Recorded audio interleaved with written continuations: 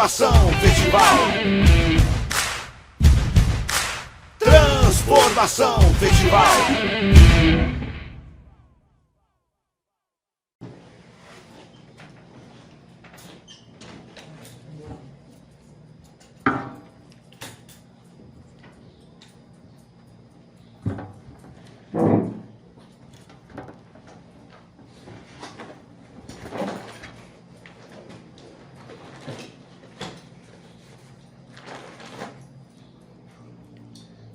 Olá, bom dia, boa tarde, boa noite, seja lá qual seja o momento que vocês vão estar vendo esse vídeo.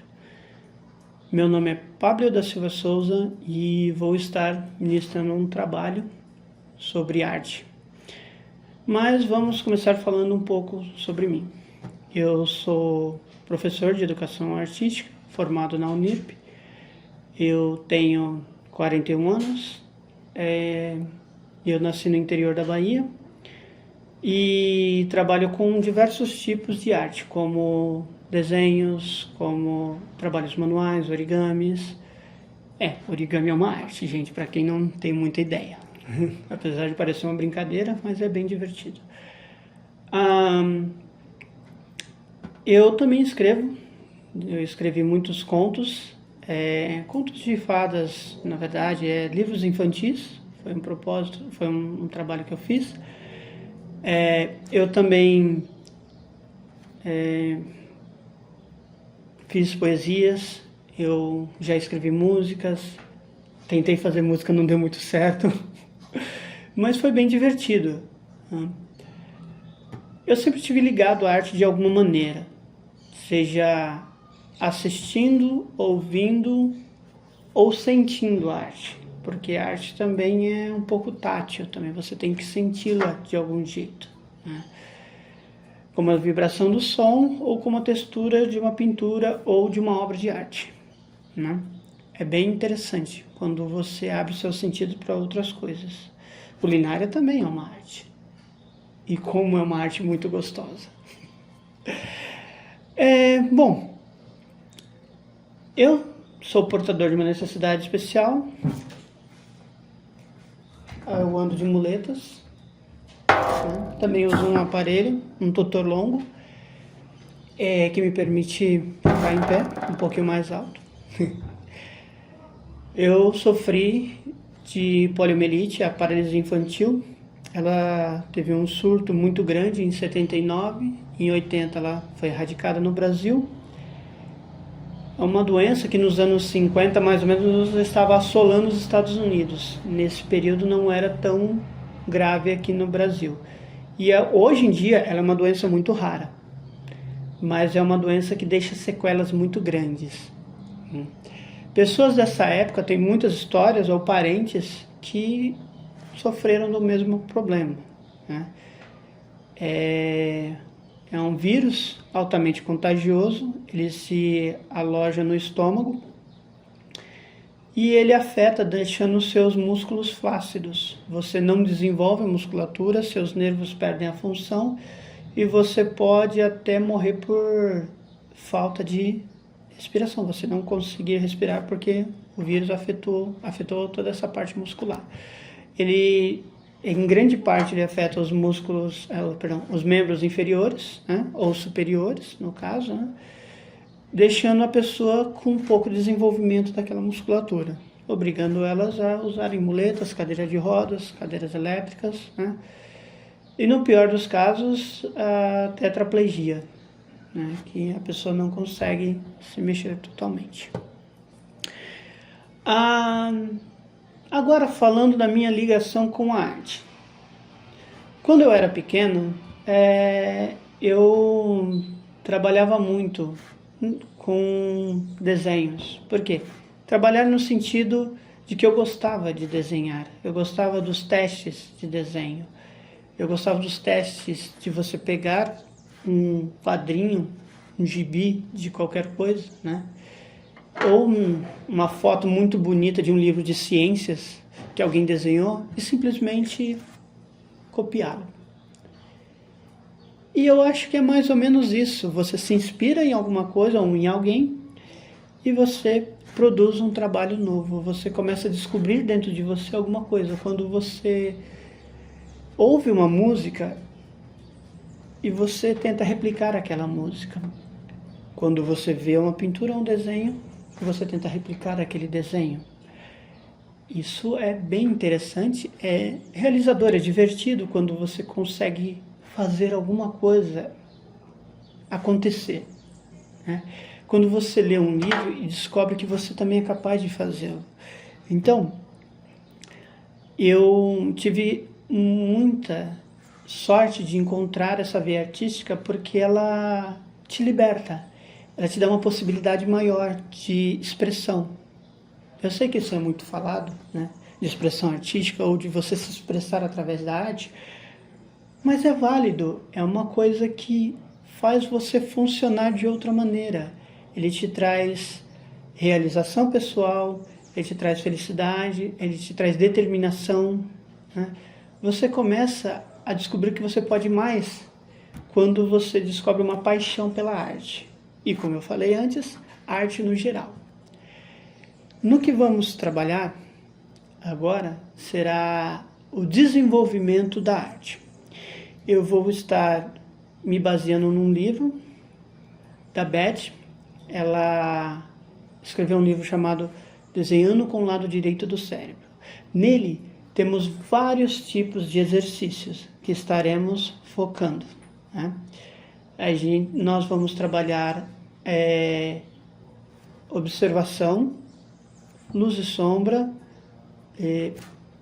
vamos trabalhar a questão do contorno e vamos, na verdade, essa aula é para trabalhar a sua melhora no desenvolvimento da sua arte.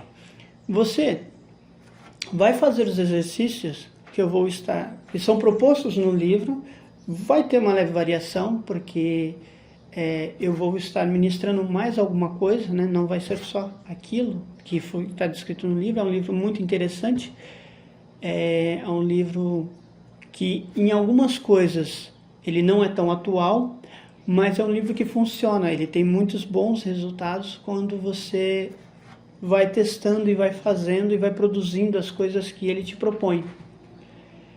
Então, nós vamos trabalhar isso aqui e agora, os exercícios do livro Desenhando com o Lado Direito do Cérebro. Eu vou estar separando em tópicos que eu vou falando de acordo com o tempo ou o trabalho que nós vamos fazer. O objetivo é desenvolver o método de observação em relação ao desenho. Você não vai sair da minha aula um desenhista profissional de cara. Você vai ter ferramentas para melhorar a sua observação sobre o desenho, sobre como produzir o desenho. Você vai perceber indiretamente, sem a noção direta do desenho ou do que está acontecendo no exercício, no que você vai produzir na sua mente, no que você vai desenvolver na sua mente. Você vai exercitar a sua observação sobre o todo e transferir isso para a sua folha.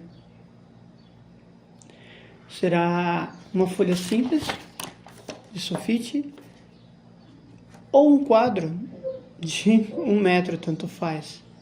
O interessante é que você vai finalmente descobrir que você pode mais no desenho, como qualquer outra pessoa.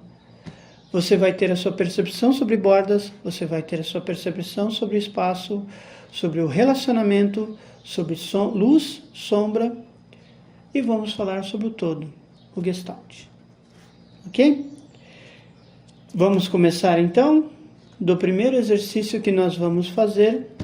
Bom, vamos começar agora falando sobre uma coisa muito importante. O que eu vou falar agora é um a mais, né? É um a mais. Vai ser bem interessante porque nós vamos falar sobre os materiais com que nós trabalhamos.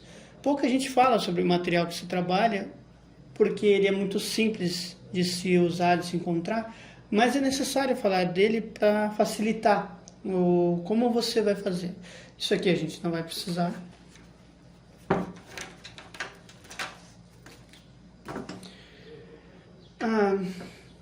Isso Isso aqui não vamos precisar.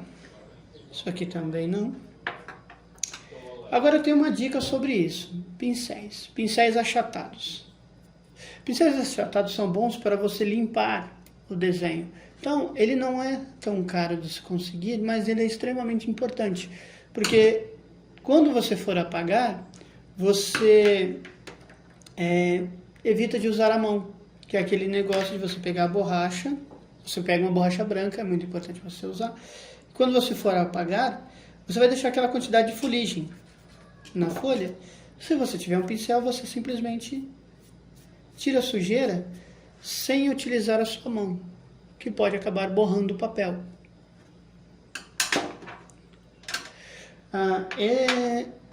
Borracha de lapiseira, tipo lapiseira borracha, ele é útil para certos detalhes. Você pode usar apontador. Ele é bem útil.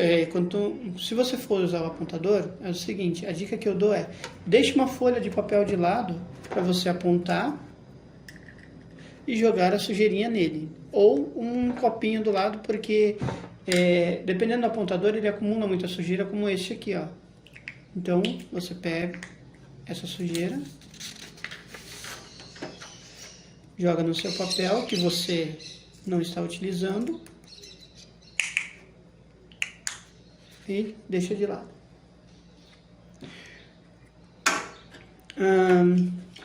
Você pode usar também um estilete, porque tem problema de alguns lápis serem muito quebradiços e não se adaptarem tão bem ao apontador. É difícil você encontrar um apontador realmente bom.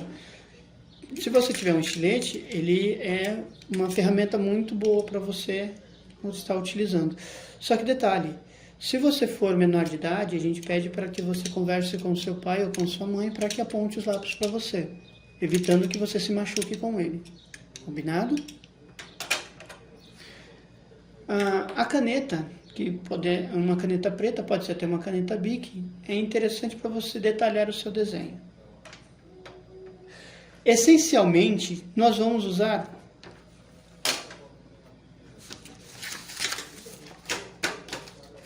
uma folha de sulfite, borracha e lápis. Vamos falar desses materiais. Recomendo que quando for fazer desenhos, principalmente no tipo de trabalho que vamos fazer, coloque uma folha sobre a outra, porque você garante a maciez do seu desenho, de quando você vai colocar o lápis no desenho. Então, quanto mais folha, mais grosso fica a sua folha, fica parecendo um canção, que é um outro tipo de folha, só que é um pouco mais cara, mas se você fizer isso no sulfite, você vai sentir a diferença. A prancheta é muito importante. Não precisa ser uma prancheta cara, você pode simplesmente pegar uma tábua e prender o seu desenho, até com prendedor de roupa. Prendendo a folha, você tem o seu material estático e seguro para você trabalhar. Como eu disse, é importante você ter a sua ferramenta e sua mesa limpa. Quanto menos você tiver na sua mesa, mais fácil vai ser de você localizar as suas coisas e trabalhar. Antes de começar, você tem a sua folha, tem um bloco de folhas para você usar, um lápis bem apontado e uma borracha. Evite bater o lápis ou derrubar. Deixe ele sempre próximo da sua mão e um pouco acima. Borracha, limpe ela. Sempre deixe ela limpa. Se você tiver calça jeans, simplesmente esfregue ela na sua calça, que ela vai desgastar e vai deixar aquela parte branca que ela vai reter o grafite do lápis. Uma coisa muito interessante é pensar sobre o grafite, que na verdade ele é o grafite com argila que é colocada dentro de madeira, e pouca gente realmente tem a noção disso, né? E tem uma brincadeira não é uma brincadeira, mas um vídeo que eu vi, que é: o que você faz se você não sabe fazer um lápis? Como você faria uma arte? Antigamente as pessoas simplesmente se valiam de carvão ou riscar na pedra, ou simplesmente de elementos ou plantas que liberavam algum tipo de cor. É fácil pensar nisso, tendo em vista os desenhos que os egípcios usam, os desenhos da Idade das Cavernas, que os Homo sapiens, né, da época gravavam, e até os indígenas, até hoje fazem e produzem da mesma maneira. Utilizam-se materiais da própria natureza e aí nós, com o passar do tempo, aperfeiçoamos isso. E é bem interessante falar isso. Bom, vamos lá. Vamos simplificar a nossa mesa. Para limpar, para apagar, para desenhar. A questão sobre o desenho, sobre o lápis, tem uma coisa que eu gostaria de falar também. O lápis que nós vamos usar será o lápis número 2. Só que no desenho, se você for se aprofundar, nós temos lápis como o da classe B, H, B e H. É bem simples falar disso, porque é o seguinte, os lápis H, eles são os lápis duros. Eles são os lápis mais duros. Eles vão liberar menos grafite. Os HB são um mediano e o B é o macio. E eles vão soltar mais grafite sobre o papel. Bom, aqui temos, deixa eu ver, um lápis 6B, um lápis 3B, deixa eu ver, esse aqui é um lápis H, e também temos um HB. Então, tendo em vista, temos o macio, o mediano e o duro, ok? A maior parte do trabalho que nós vamos produzir será com o lápis número 2, que é o lápis mais comum. Mas é importante você conhecer os outros tipos de lápis. Olha só como é interessante. Vamos fazer um testezinho aqui. O teste do cubo. Desenhamos um cubo. E nele vamos preenchendo. Neles vão preenchendo com o lápis. Não precisa pressioná-lo, você vai usar ele assim. Tem 3 maneiras de você desenhar. O lápis estando assim, assim ou assim. Muitos desenhistas, ou pintores no caso, eles desenham antes com o lápis assim e vão pintando por cima. Porque desenhando ele tem uma ideia do todo que eles vão fazer. Bom, nós vamos fazer assim. Tá vendo como eles liberam bastante grafite no lápis?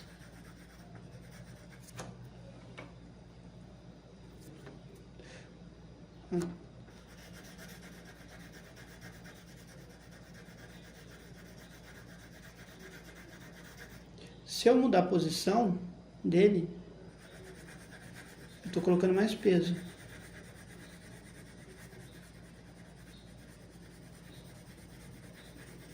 Então eu estou liberando mais grafite. Se eu colocar ele em pé,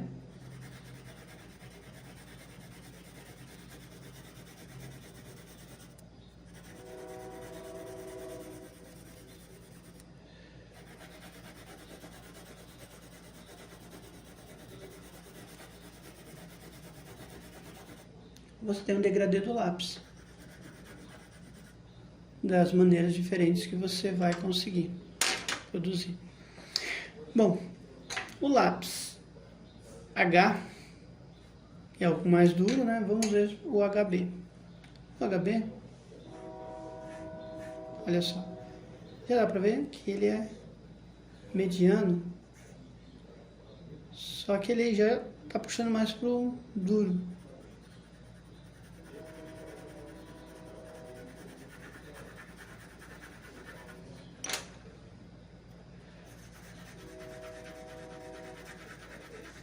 mesmo fazendo as variações.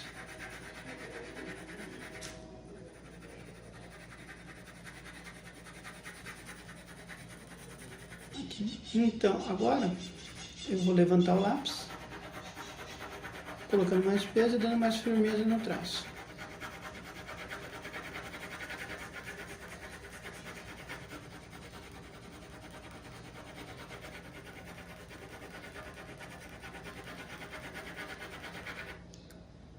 E essa é a variação do lápis HB. Vamos fazer o lápis H. O H, como a gente estava falando, é o lápis mais duro, é o que libera menos grafite e fica mais clarinho. Geralmente o H ele é para usar em desenhos técnicos e industriais, porque logo depois que você faz a arte com o lápis H, você sobressai ele com um outro lápis mais grosso ou diretamente com uma caneta. Que eu falo caneta, é uma caneta chamada nanquim, que utiliza a tinta nanquim. É uma tinta preta, forte, que ela é usada há muito tempo, principalmente por artistas de desenhos de quadrinhos, desenho de fotorrealismo, preferem um pouco mais lápis mesmo.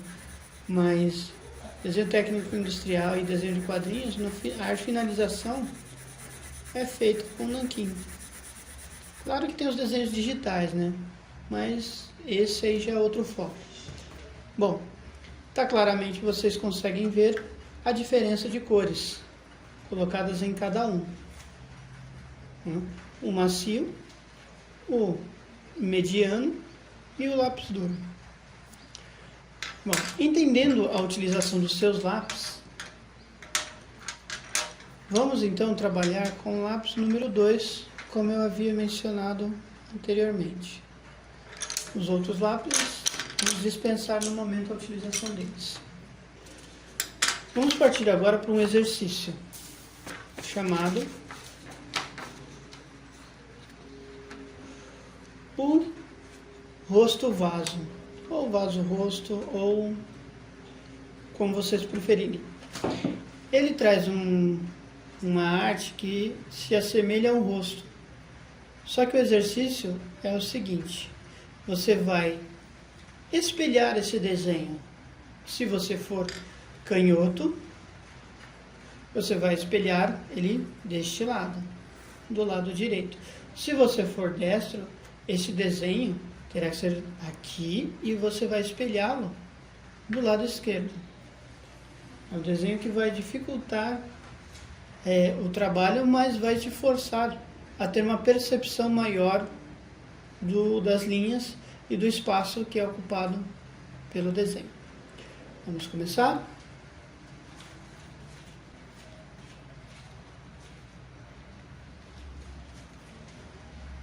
Uma exigência, né? Na verdade uma sugestão do livro é que você faça a arte de uma maneira única, de um traço,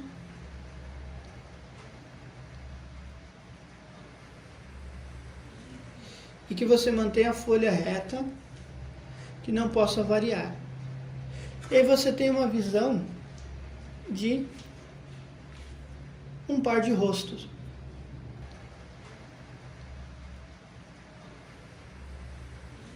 E esse é o resultado. Esse é um tipo de exercício, é o nosso exercício número 1, sugerido pelo livro. O nosso próximo exercício é um exercício proposto pelo livro. Vou até exemplificá-lo aqui para vocês. É um desenho, é um retrato de uma obra de arte de Pablo Picasso. O desenho, na verdade, correto seria assim. Mas a proposta é, você vai pegar esse desenho, colocá-lo ele de ponta cabeça e vai começar a desenhar os traços dele, as linhas. Por quê? Porque quando você desenha ele de ponta cabeça, você abstrai o que é o desenho real. O que o desenho, na verdade, é. Então, você só começa a prestar atenção, então, nas linhas. E aí você consegue desenvolver uma percepção maior nas linhas do desenho. Tá? Uma sugestão que é dada também é você fazer um gradiente no desenho. Ou seja, primeiro vamos utilizar de ferramentas bem básicas. São régua e esquadro, né? Régua e esquadro, ok? Por quê? Vamos limitar o espaço que nós vamos trabalhar dentro da folha.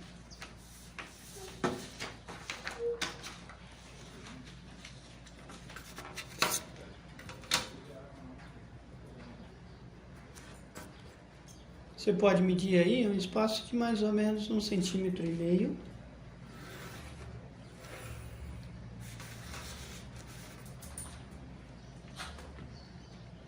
Eu estou fazendo de olho para estar podendo agilizar o trabalho e vocês conseguirem entender o exercício, ok?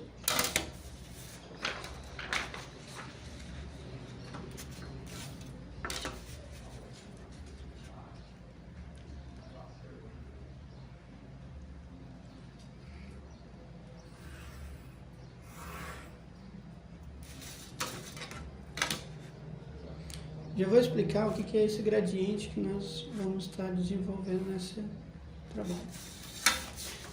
Temos a folha já com a margem e agora vamos delimitar no meio e fazendo uma cruz na nossa folha. Uma maneira de você localizar, bem simples, é você marcar o papel nos cantos, dando aquela apertadinha. Nisso você já consegue ver a dobra e você já sabe o meio do papel.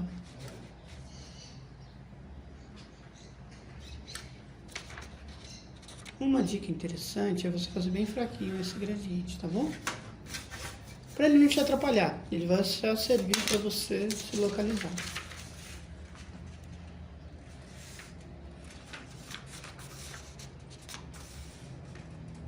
Reparem que aonde eu dobro é sempre próximo da margem, nunca dentro da folha.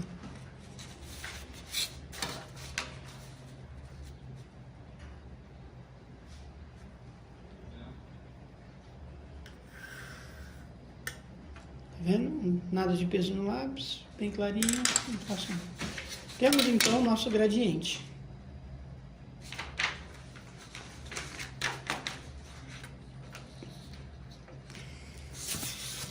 Isso você também pode fazer na folha, que é o seu exemplo. Eu peguei essa foto do Pablo Picasso, que é uma foto muito famosa do livro. Então, eu achei muito interessante estar usando essa obra de arte que eu estou fazendo. Vou fazer com caneta aqui, que é mais, aparece melhor. O lápis não vai aparecer tanto.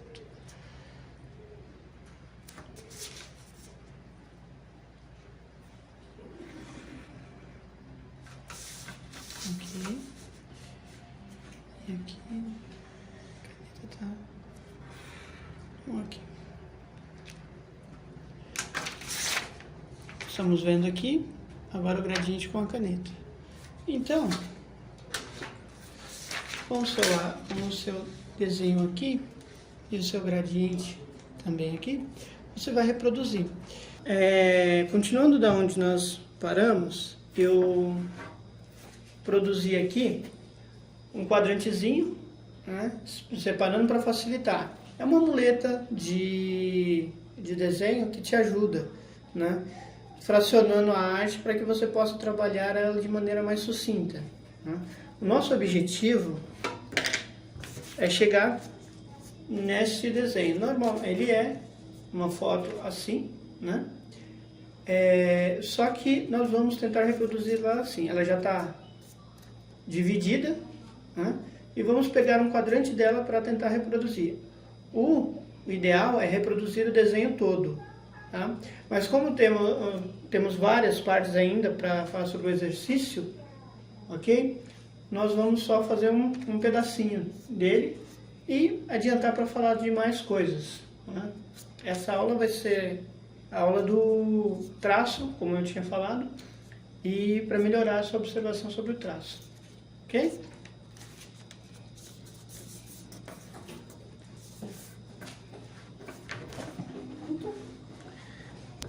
Eu vou estar escolhendo esse lado aqui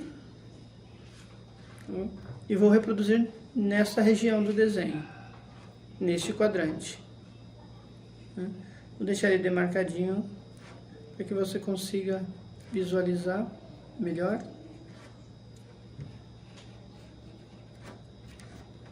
O quadrantezinho que eu vou trabalhar.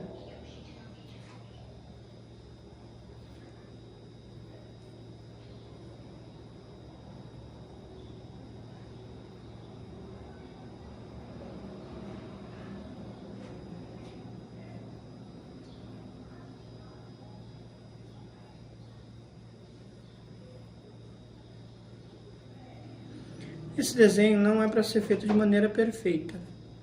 Ele não é uma reprodução um por um, né? Assim, no tamanho é um por um, mas você pode fazer também para a parte de ampliação.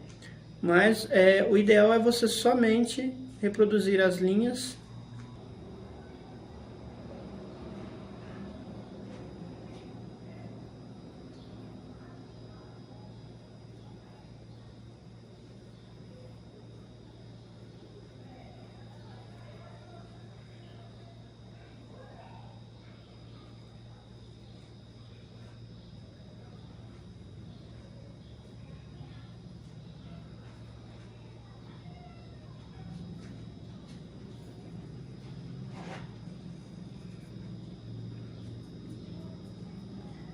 Quanto mais linhas tiver na foto ou na arte que você pegar, mais interessante vai ficar o exercício. Porque ele vai te dar a oportunidade de encontrar novas percepções visuais sobre o desenho.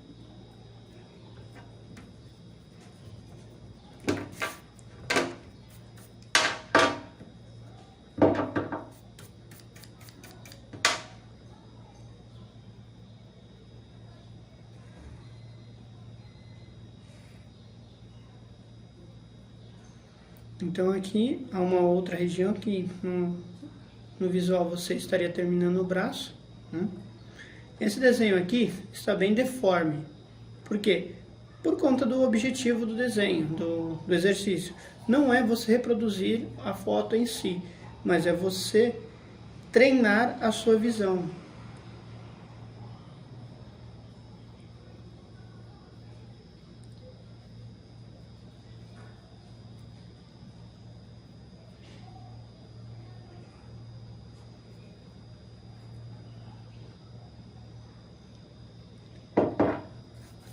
É bem interessante quando você faz esse primeiro exercício, poucas pessoas conseguem realmente concluí-lo, né?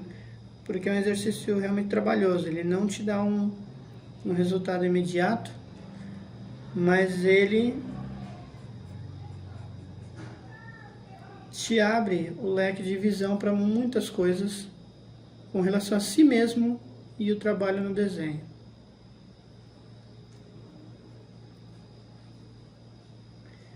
E eu digo, o desenho você tem que treiná-lo muito, você tem que repetir e repetir.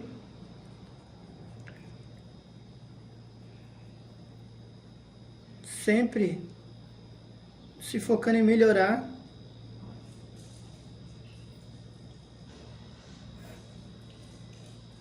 e buscando uma perfeição sobre o seu desenho, porque todo artista nunca vai encontrar uma perfeição completa no seu trabalho.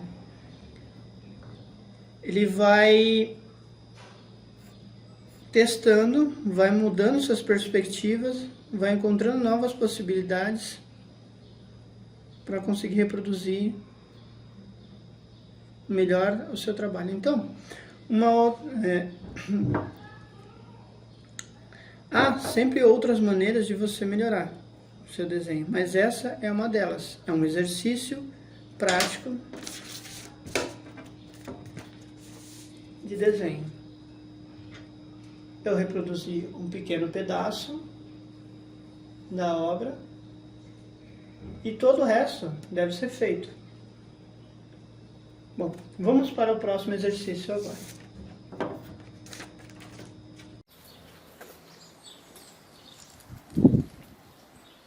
O próximo trabalho como vocês perceberam, vamos desenhar uma árvore, mas sem desenhar uma árvore. Vamos desenhar os espaços que existem entre o seu tronco e vamos contornar a copa dela. É interessante você fazer esse tipo de exercício numa área externa, porque você já pega você pode pegar uma foto na internet e tudo mais, mas é bem interessante você reproduzir o real que está à sua frente. Ele te ajuda muito a desenvolver a sua arte. Então, qual que é a ideia? Você vai desenhar, como eu falei antes, você vai desenhar os espaços que a luz passa e mostra a parte do fundo. Como se fosse um desenho sem preenchimento. Uma área sem preenchimento. Seria só o preto e o branco, né? A colocação interna e externa do desenho. Você vai ressaltar o contorno dele. Ainda estamos na ideia do traço. Então vamos começar. Eu margeei o papel para me auxiliar no trabalho. E quanto menos você virar a folha para os exercícios, te ajuda a visualizar melhor. Porque se você ficar girando demais, você perde o foco do exercício. Ok? Voltando a falar. Não é para fazer não é um desenho perfeito. É um treino. É um exercício. É para você melhorar a sua percepção sobre o desenho. Combinado? Vamos lá?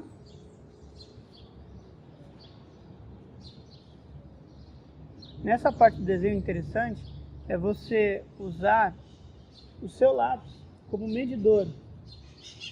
Ok? Você vai simplesmente pegar, esticar o seu braço até o desenho, né, ou até a área que você vai desenhar e usar ele como ponto de medida. Ok? Escolhe um ponto e faça a medida e compare ele ao seu caderno ou à sua folha. Nele você consegue visualizar os ângulos que você vai usar.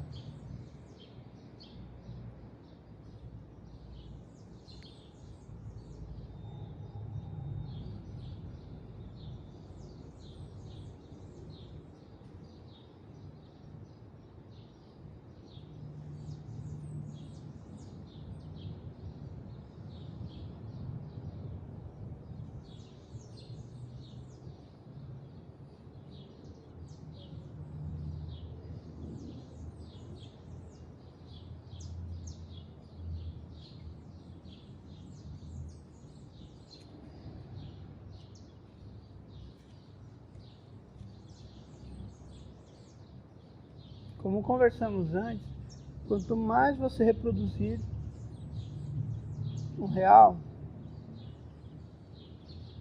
maior a sua ferramenta, melhor vai ser maior vai ser a sua caixa de ferramentas com relação ao desenho.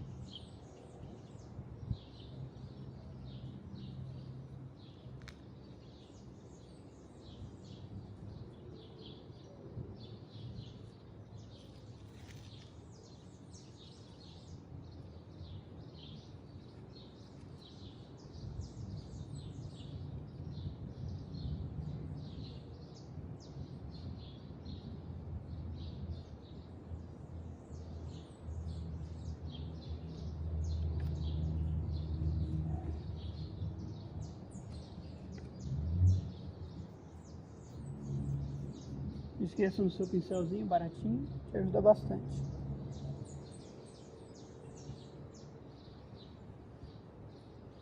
Não se preocupe em apagar várias vezes, porque você vai percebendo novas coisas no desenho, novos ângulos.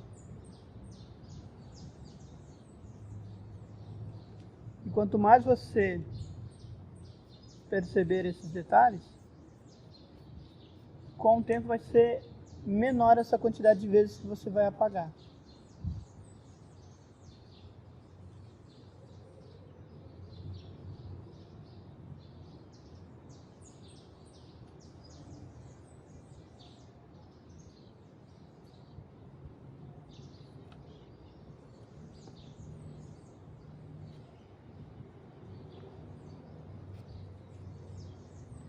Não se esqueça, como eu falei anteriormente, nada de ficar batendo lápis ou mordendo lápis, nem colocando lápis na boca.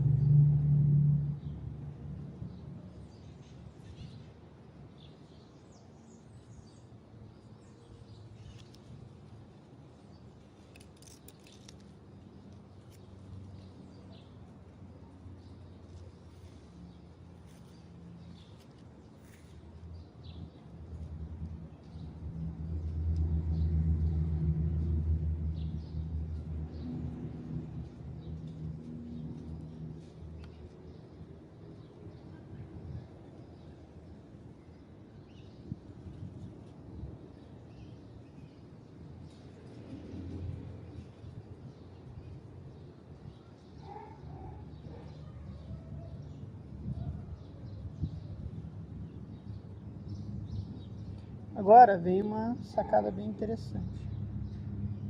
A copa, ela ocupa várias partes do desenho. É muito complicado você reproduzir folha a folha, né? Então, o que a gente faz? Nós produzimos uma técnica fácil de você reproduzir, você simular a folha, né? Que no caso, você vai tremular a sua mão.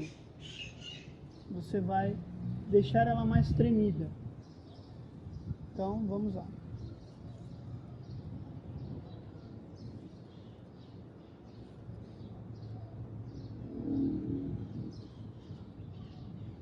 Não precisa fazer sentido, mas ela vai servir para completar todo o seu desenho.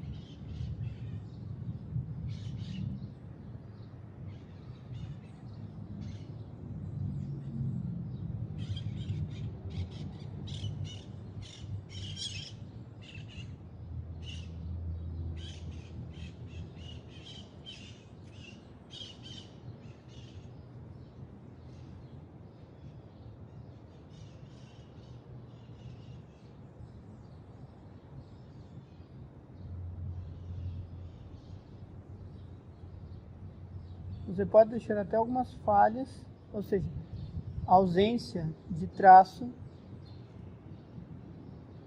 para dar um pouquinho de leveza no desenho.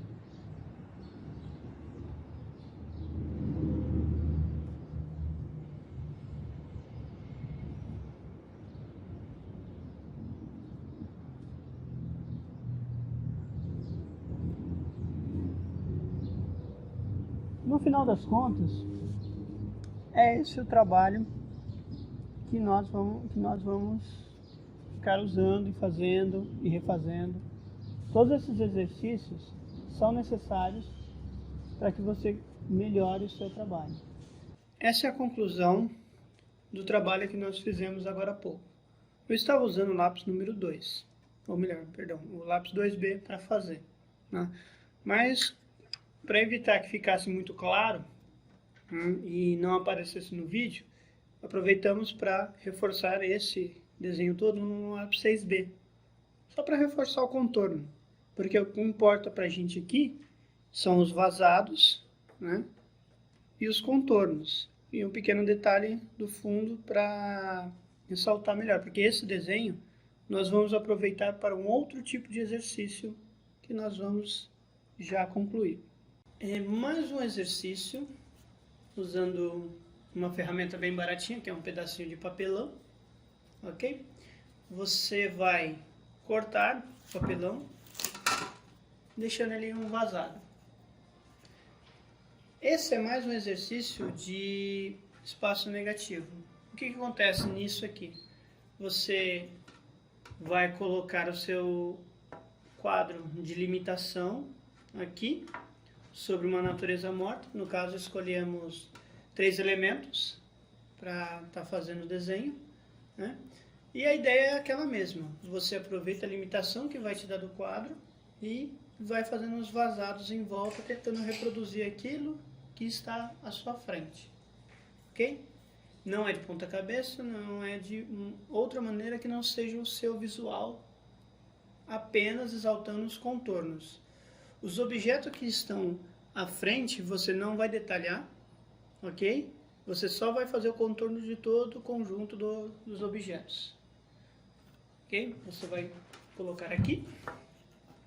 Você segura com uma mão, você coloca alguma coisa para sustentar, não importa.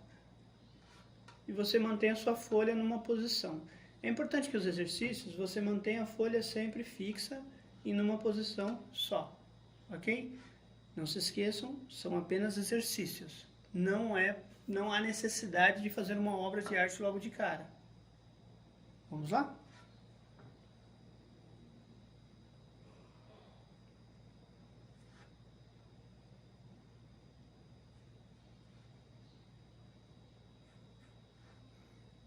De novo, estou usando o lápis 2B.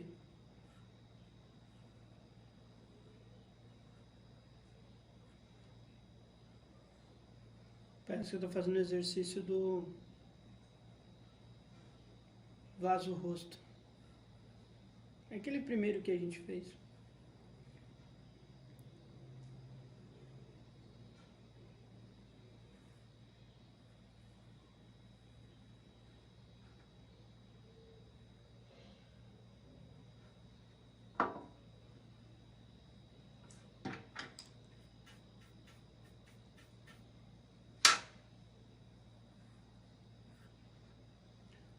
O desenho pode ser bastante rabiscado,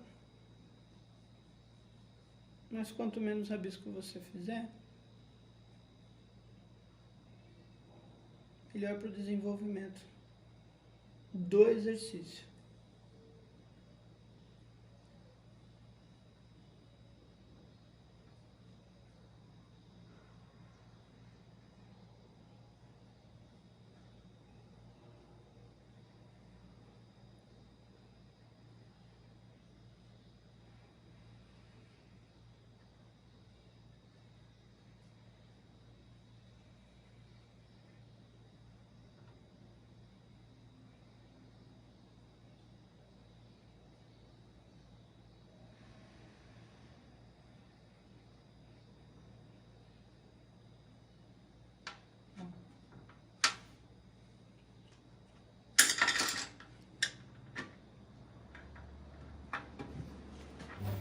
É bem simples, é bem fácil de você reproduzir, ok? Cada lugar que você esteja vendo é um ângulo diferente e essa é a proposta. Mais uma de espaço negativo, mais uma de traços e linhas para você melhorar a sua arte. Outra dica que eu dou é: mude os elementos que vão estar no desenho. Aumente a quantidade de coisas que vão estar agregando mais traços ao desenho. Não é para detalhar a parte interna. A arte é só, essa não é a arte, perdão. O exercício, a proposta dela é espaço negativo, o espaço que está fora. Vamos para o próximo exercício?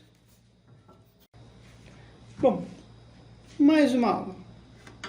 Sempre com aquele focozinho de colocar mais de uma folha por trás, ajuda, porque aumenta a espessura da folha e fica mais macio para você desenhar. Agora nós vamos entrar numa outra área um pouquinho mais técnica. Vamos falar sobre perspectiva. Ela vai trabalhar com a ilusão de você dar tridimensionalidade ao desenho, né? É interessante que você tenha essa noção para que você consiga reproduzir isso, os elementos que estão à frente ou atrás de qualquer objeto, né? De você simular a distância, você imitar, né, de maneira artística o 3D numa folha, né? Você transformar o 3D em 2D, ou melhor, usar o 2D para simular o 3D, né? Há várias maneiras de se falar isso, mas é o que nós vamos entender como fazê-lo. Vai ser de uma maneira sucinta e simples, mas é simples, mas é para que você entenda como funciona a perspectiva. Vamos fazer isso em várias etapas, ok? Temos uma linha paralela à nossa folha. Ela vai ser trabalhada de maneira de retrato, tá? De paisagem, porque isso aqui é retrato, paisagem. Porque fica mais fácil visualizar. Essa aqui é nossa LH, linha do horizonte. Ok? Essa é uma linha que nós vamos estar usando para poder ter uma ideia de como vai ser o desenho. Por quê? É bem simples. A linha do horizonte geralmente é a nossa linha de visão. É por onde nós olhamos as coisas. É a nossa perspectiva pessoal. Nossos olhos, à frente, e tudo que está acima e tudo que está abaixo vão mudando de acordo com o desenho. Bom, nessa nós colocamos um ponto. É um ponto de fuga, nós chamamos de PF. Eu estou fazendo isso aqui à mão livre, mas pode ser feito também com régua, facilitando a compreensão e a visualização, deixando ele mais limpo o desenho. Mas vamos fazer sem utilizar régua por enquanto, ok? Vamos lá. Aqui nós vamos utilizar algumas linhas guias.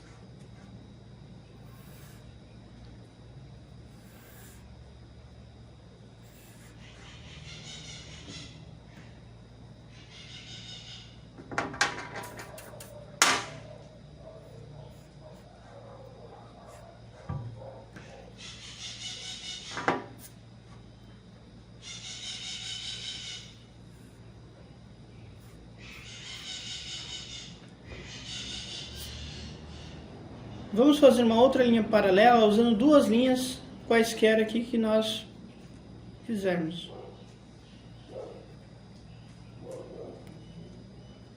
Lembrando que ela é paralela a essa linha aqui. Vamos escolher um ponto nessas duas linhas e vamos fazer uma perpendicular a esta linha aqui. Eu escolhi essa linha aqui, então aqui. E a outra vai para a outra linha que sobrou.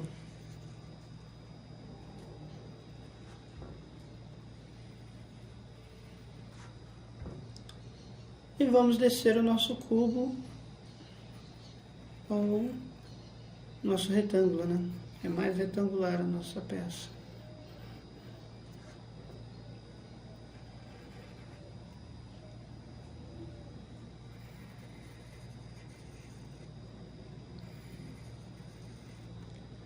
Eu vou reproduzir esse trabalho também em régua, mas é só para vocês terem uma ideia.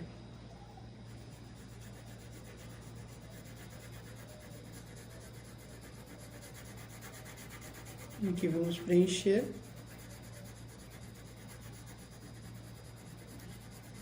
Há várias técnicas de preenchimento utilizando grafite ou lápis de cor.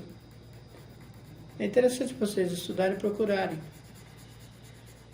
Você pode fazer no estilo girando o lápis ou simplesmente riscando no mesmo padrão.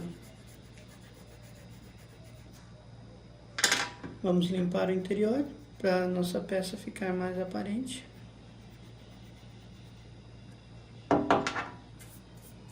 Tá vendo a utilidade de você usar um pincelzinho para limpar?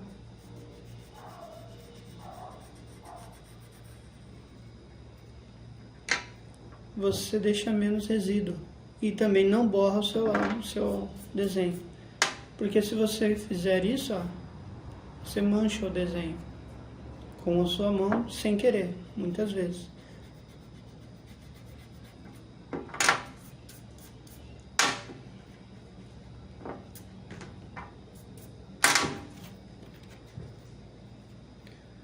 Bom, vou produzir mais um tipo de desenho, só que vamos fazer na parte de baixo. E vamos ter mais uma noção comparativa e uma entre a linha.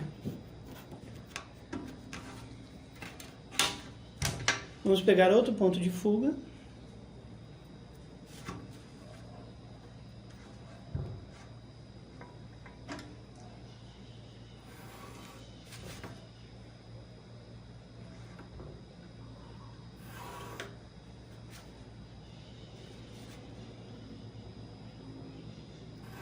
Com a régua o traço fica realmente bem mais definido.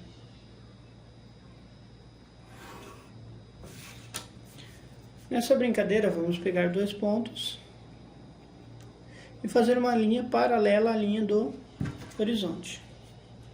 Para que vocês consigam visualizar, eu vou mudar um pouco a posição. Vou pegar até aqui. E vamos fazer uma perpendicular. Pode fazer com a régua também, gente. Aqui, ó.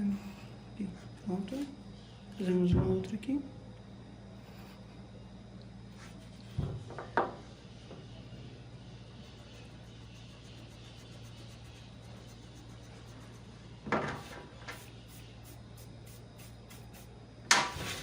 E fechamos o nosso desenho.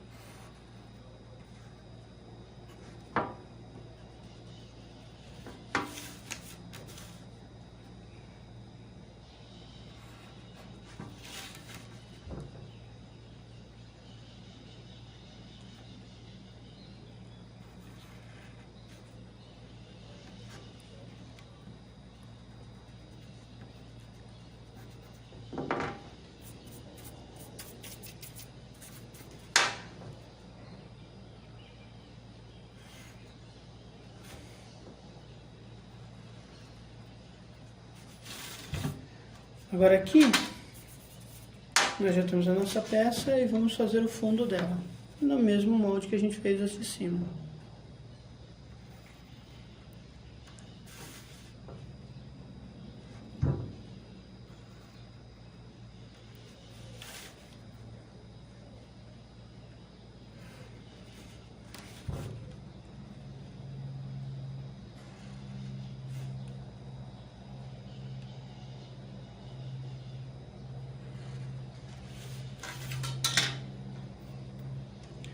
Limpamos o interior.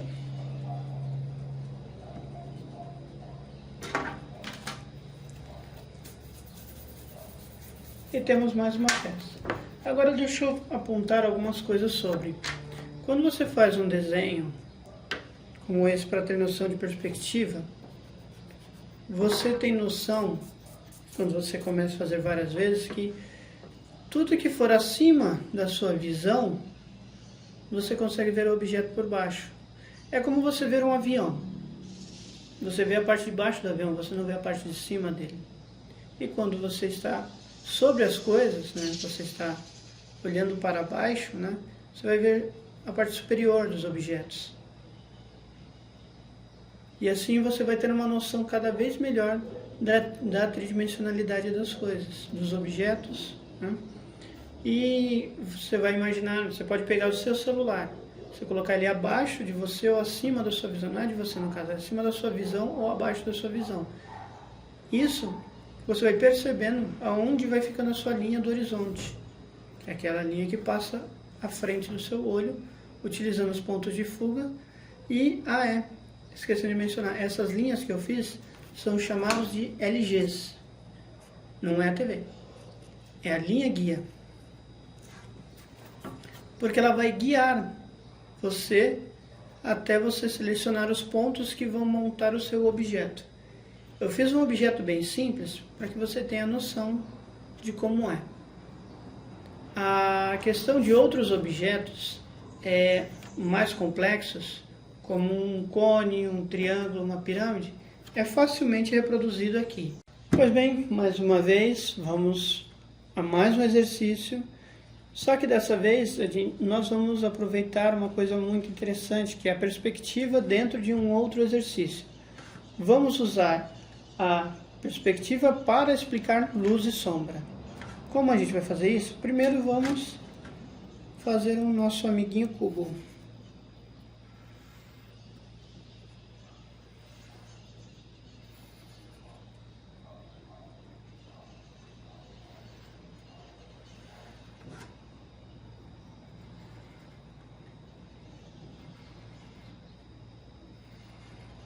Muito bem.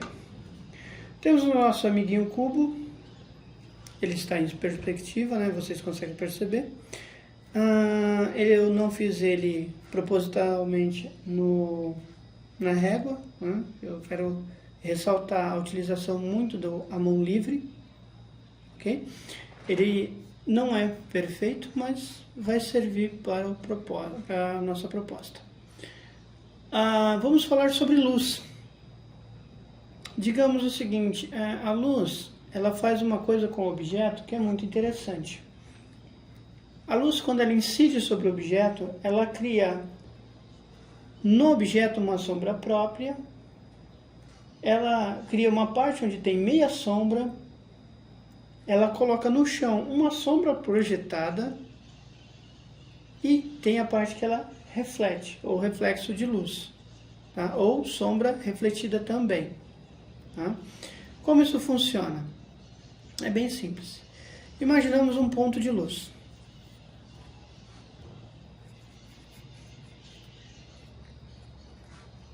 Essa luz está incidindo sobre o objeto. Luz. A parte que ela não consegue, porque o objeto entende-se que ele é opaco, ele não é transparente. Ele vai estar cobrindo a parte de trás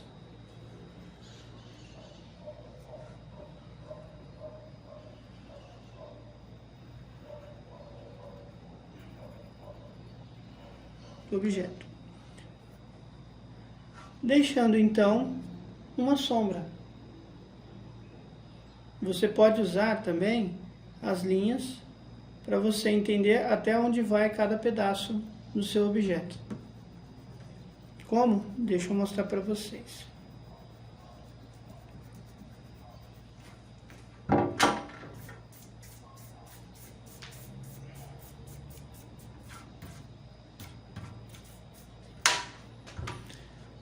Tendo noção que nosso Sol ele emite luz, ele vai simular linhas, que é lembra aquelas linhas guias que nós conversamos antes?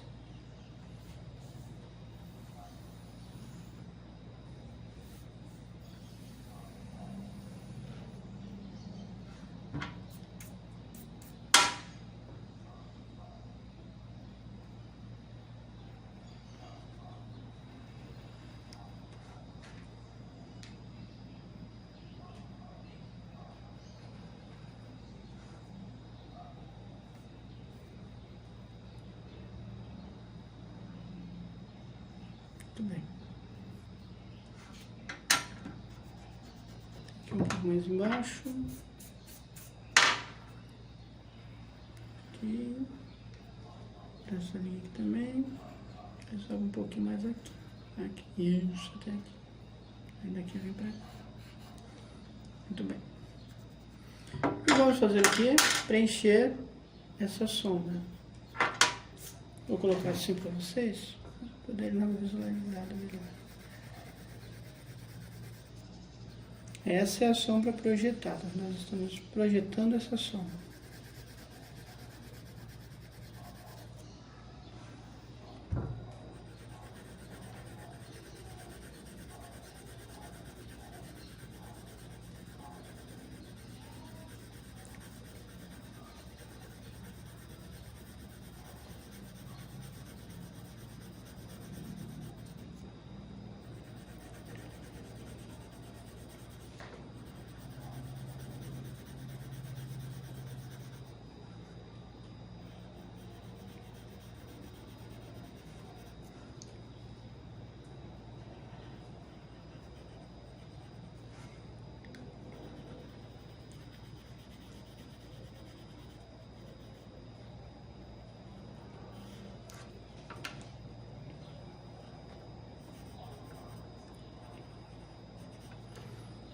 Temos a nossa sombra aqui, sombra projetada.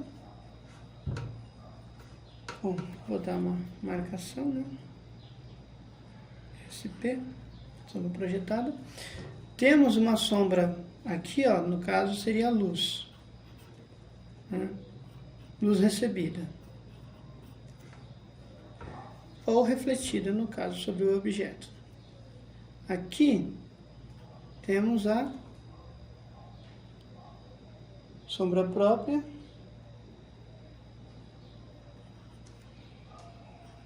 Vou colocar ela como sombra PP, para vocês entenderem a diferença, né? Assunto projetado. Ok. Sombra projetada. E aqui, sombra própria. Essa sombra própria e a sombra projetada tem quase a mesma intensidade, mas eu vou fazer um pouquinho mais claro para que você consiga visualizar melhor. Sombra projetada e sombra própria. Deixa eu ver mais ou menos a diferença. Aqui já seria a meia sombra.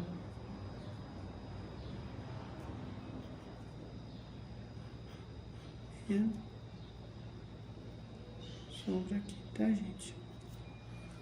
Que aqui sim você faria bem mais clarinho.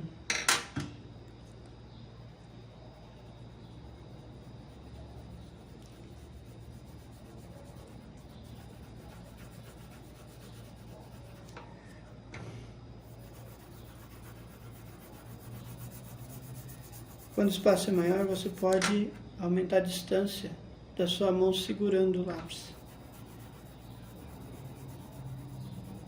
Você consegue fazer um controle diferente do lápis.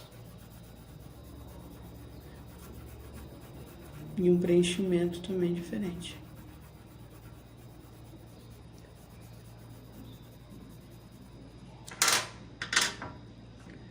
Tirar o excesso. Tirando o excesso. Você vai começando a entender. Se você mudar as luzes que você está dando no objeto e colocar em outro local, tudo isso vai mudar. Todos os locais por onde a meia sombra aparece, a luz refletida, a sombra própria do objeto e a sombra projetada. Tudo isso muda. Agora eu vou dar um exemplo interessante em esfera. Vou reproduzir aqui uma esfera para que você consiga entender.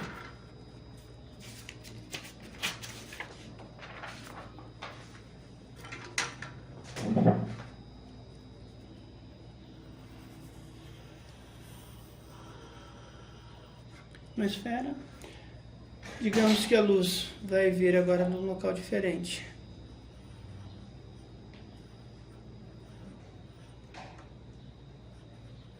Vai vir para daqui.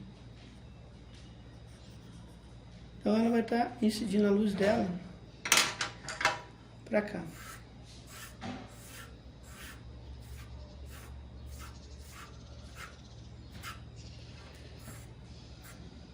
Bom, temos uma parte da esfera que ela não vai estar recebendo essa luz. E através disso, o objeto vai ter uma sombra própria.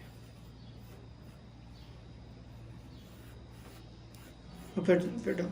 Vai ter uma sombra própria e uma sombra refletida.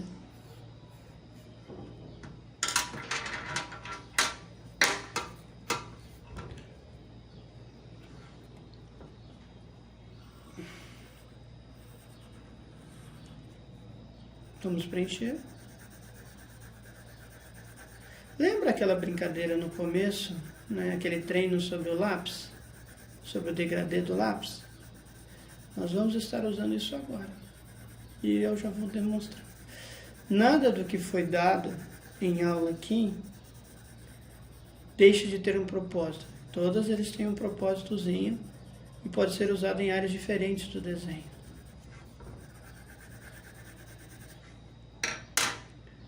Vamos tirar o excesso.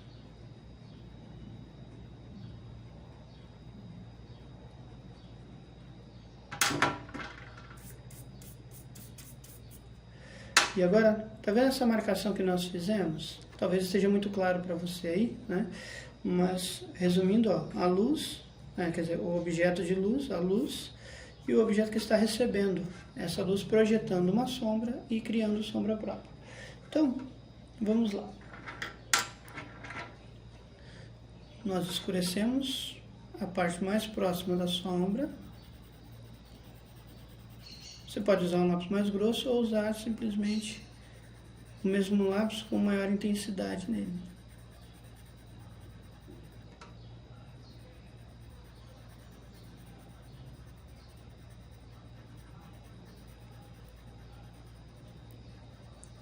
Bem, assim. Você pode usar uma diversidade maior de lápis, que te dê uma variação de cores também bem interessante. Não se preocupe em pintar sobre o desenho que você já preencheu. Você só vai ressaltar o degradê que você já está querendo propor.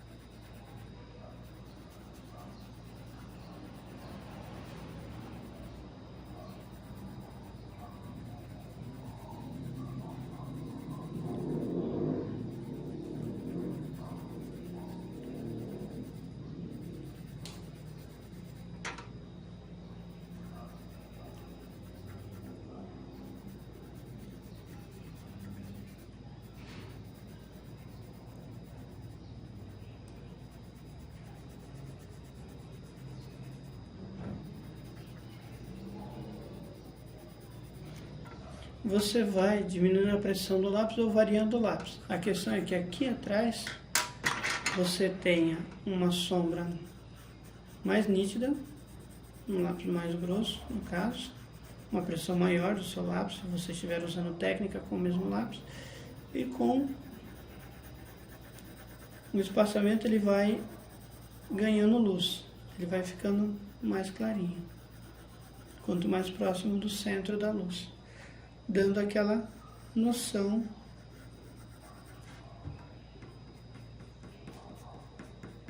de sombra. Você pode estar usando esfuminho também, você pode estar usando borracha, para mostrar uma variedade de tons.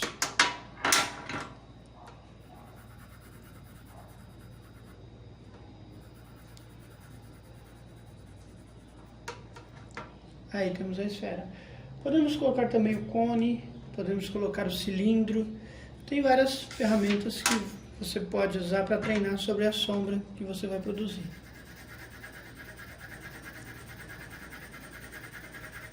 Olha só como ficou legal.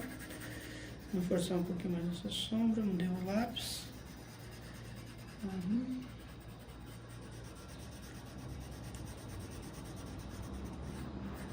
Olha que legal. Quando você consegue o efeito correto, você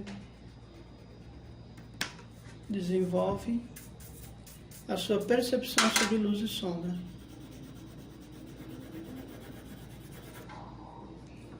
Ok? Vamos para a próxima.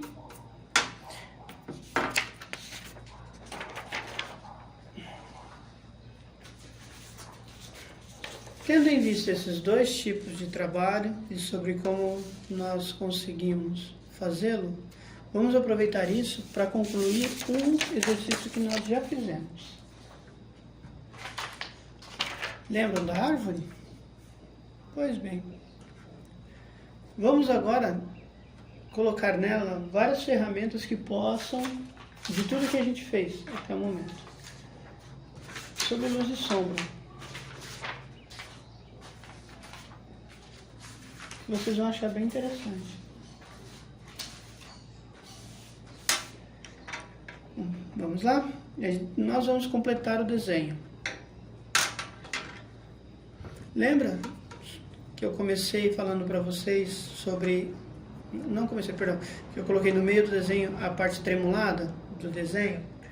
Nós vamos fazer isso de novo. Só que completando.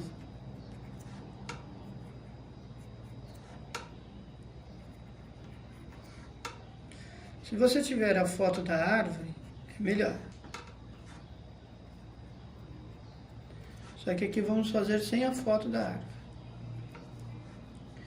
Aqui você vai imaginar regiões onde teriam sombra com maior intensidade de luz. Você faz esferas.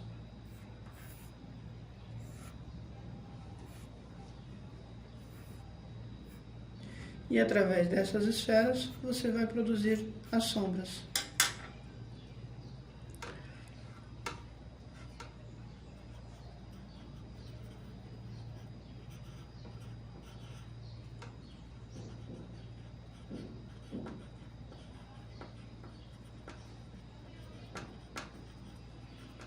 Sempre com pequenos riscos, sempre tremidos, sem muita exatidão.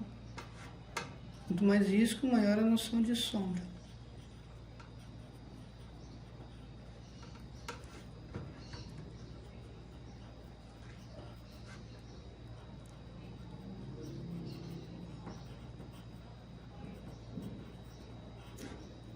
Aqui, ó, como eu falei para vocês. Simulando as folhas que a árvore tem.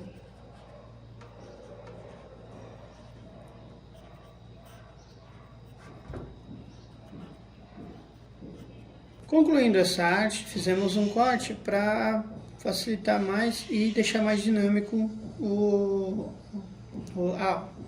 Bom, como eu disse, você faz aquelas linhas sem uniformidade nenhuma, bem variada, e quanto mais dessas linhas vocês colocarem sobre um ponto, maior a intensidade de sombra.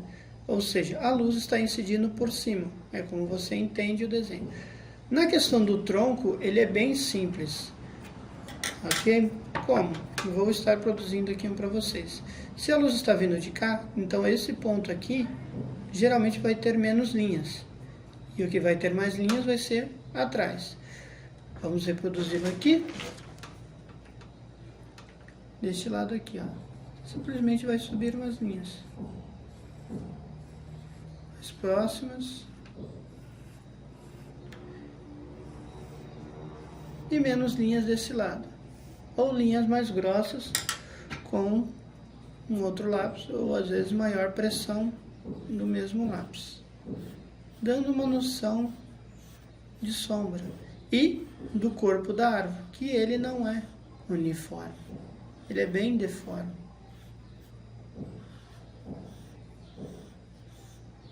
E vai enchendo e colocando leves pontos de sombra também, com escurecida do seu lápis.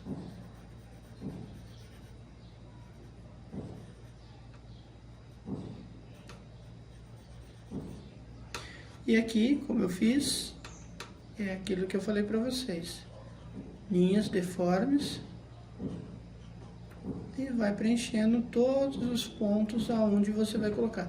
Não esqueçam de fazer os seus círculos de sombra, como eu estava mencionando anteriormente. Aqui são os 3 que eu fiz, e neles você vai preenchendo dessa forma, porque é como acontece com o crescimento das árvores. Ele vai fazendo várias copas, a copa dela vai se dividindo em áreas, que elas vão formando tipo balões de folhas, né?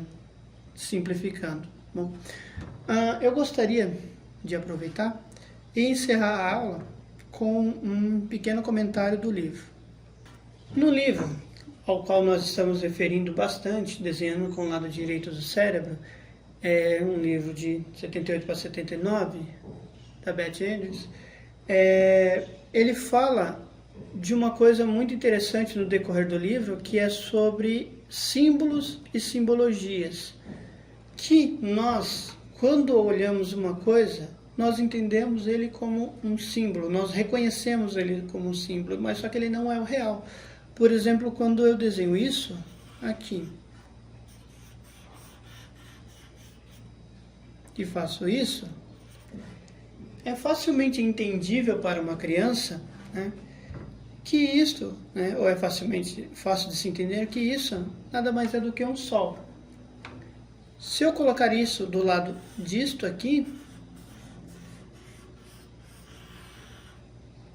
você entende que isso aqui é uma nuvem.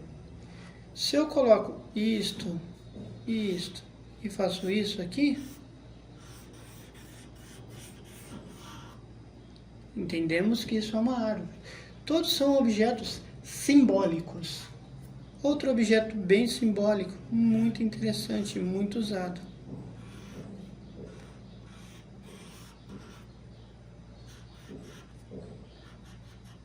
Sabemos que isso é uma casa.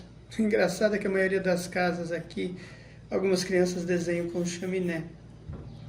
Referência ao Papai Noel, né? Então, nós não temos chaminé. Nós não precisamos no Brasil, mas é colocado, é bem engraçado. Mas voltamos. Entendemos todas essas coisas como símbolos. Outro símbolo bem interessante de se mencionar, que é entendível, são os números. Sabemos que esses símbolos representam quantidade. Sabemos que é 1, sabemos que esse aqui representa 2, e esse representa um número 3 ou 3 objetos. Um outro exercício final e bônus que trabalha essa, que você vai quebrar essa simbologia que você usa dos desenhos, no caso essa árvore, para estar tornando esta árvore,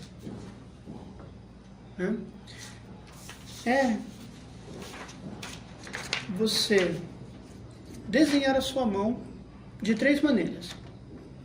Primeiro, coloque a sua mão, desenhe só as linhas dela na sua folha. Segundo, desenhe a sua mão segurando um objeto qualquer. E terceiro, eu acho que é o mais complexo e o que vai te dar maior trabalho, mas também vai te dar maior satisfação de ter concluído, é fazer a sua mão apenas olhando para ela, sem olhar para a folha. A sua folha vai estar em outro local, você vai estar olhando apenas para a sua mão. Desse jeito forçamos a desenhar o que realmente está lá, não o que nós achamos.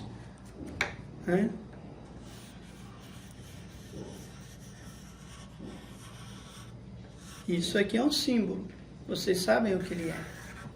Então, quando você desenha a sua mão, no caso usando as linhas, você consegue se desvencilhar do símbolo para o real.